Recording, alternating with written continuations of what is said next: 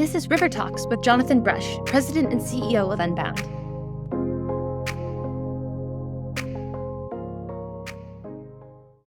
Here's a shot of reality that's worth considering. Everybody asks and answers the big questions.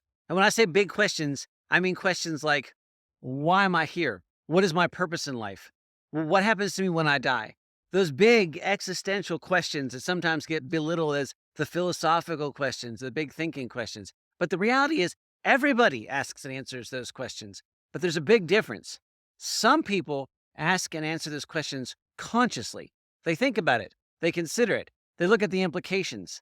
They decide what they mean. They struggle with the implications. Most people ask and answer those questions subconsciously. But there's no getting around the fact that everybody asks and answers those questions. If you live your life and just go through your day-to-day actions, you're going to go through those day-to-day actions based on a calculus that is premised on what you think about the big questions, whether you do that consciously or unconsciously. If you go through life trying to maximize pleasure and minimize pain, you've made some sort of judgment subconsciously about what the purpose of life is, what you're here for, what the meaning is, and what happens when you die. If you go through life trying to be faithful to your religious practices, then you've made a decision about what you think the big questions of life are. As a Christian, I have thought long and deep about the implications of those big questions. And my purpose is premised on my faith. And why I'm here is premised on my faith. And what happens to me when I die is premised on my faith.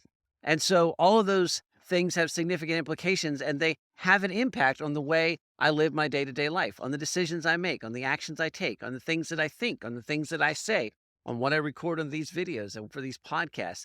All of those things are based on my answering those big questions. What is frustrating to me is how many people go through life not answering those questions consciously. They answer them, but it's subconsciously. They've never really examined it. It's living an unexamined life. You're sort of going through life acting the way you feel like you ought to without ever having pulled those things out and really looked deeply at the reality of what's going on and asking yourself, is this true? Does this make sense? Is this consistent? Do I really think this? Do I really believe those things? But there's a deeper implication for people, and especially for parents, and that is, as a person, who you spend time with and how they have asked and answered those questions consciously or subconsciously has a major impact on your life. And as a parent, the people that your children spend time with and whether they've asked or answered those questions consciously or subconsciously has a major impact on their life.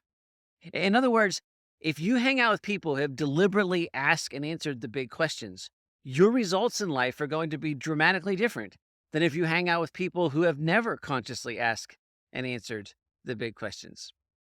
In Unbound, the company I work for, we teach a course called Navigate, and I get to be the primary teacher for that course.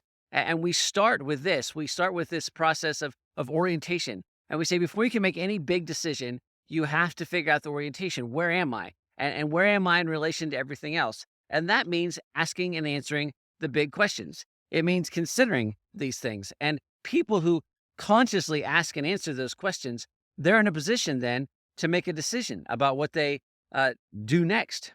You can't decide big things in life. I think you can't decide little things in life. You can't make good decisions until you first have an understanding of where you are and where you are in relation to, well, everything. So if you're getting ready to make a big decision, or if you just want to live life more effectively, you have to stop and ask yourself this question: have I consciously asked and answered the big questions? Now, one last caveat.